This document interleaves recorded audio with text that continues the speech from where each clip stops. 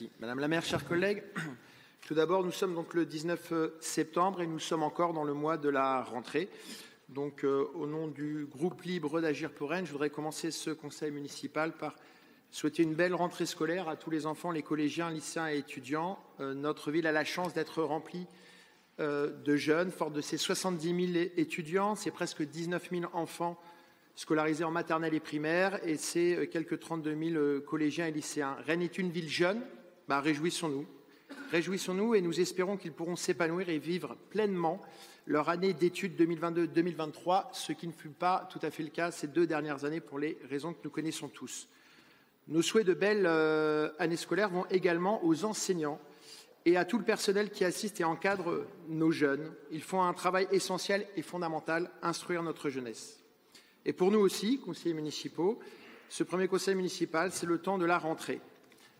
Après cette pause estivale propice à la prise de recul et à la réflexion, nous nous interrogeons toutefois sur un tournant que prend la vie démocratique dans ce conseil.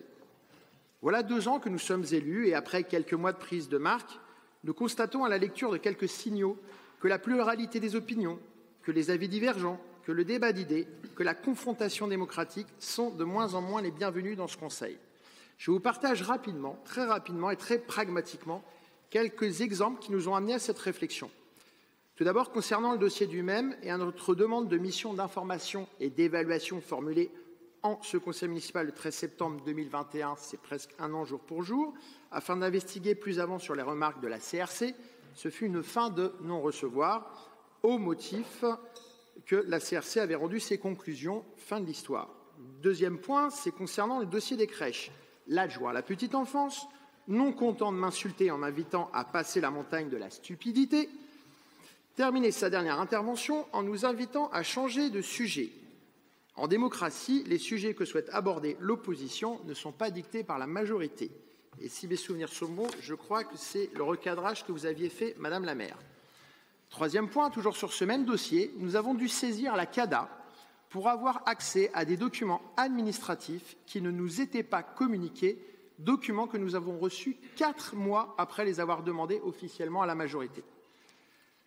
Et enfin, ce qui peut paraître un peu plus anecdotique, mais qui en dit tout autant, avant les vacances, après une petite réunion publique, une élue de la majorité, en sa qualité d'adjointe, m'a même ordonné devant témoins d'arrêter de faire mes petites vidéos de quartier qui, d'après elle, font 15 vues sur les réseaux sociaux, je cite. Tout cela crée un climat assez spécial. Le rôle de l'opposition est primordial en démocratie. Dans le débat démocratique, personne n'est détenteur d'une vérité révélée ou absolue. Quand c'est le cas, ça ne s'appelle plus une démocratie. Régulièrement, les élus déplorent l'abstention qui gangrène les élections, élection après élection. Mais c'est à nous de montrer aux citoyens que le débat d'idées existe à Rennes et qu'ils doivent exprimer leur voix pour faire vivre ce débat. Tenter de faire taire le débat par des obstructions ou des tentatives d'intimidation ne vont pas dans le bon sens. Et en plus, je vais vous faire une petite confidence, avec moi, ça ne va pas marcher. Enfin, même avec nous, je pense.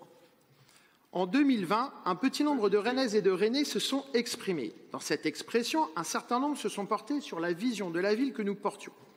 Qu'ils soient pleinement rassurés, l'opposition fait sa rentrée elle aussi, et nous continuerons à porter et à défendre les idées pour lesquelles ils nous ont élus. En conclusion, lors d'un échange assez récent avec Edmond Hervé, celui-ci m'a dit qu'il avait toujours reproché à ses oppositions de ne pas assez travailler ses dossiers.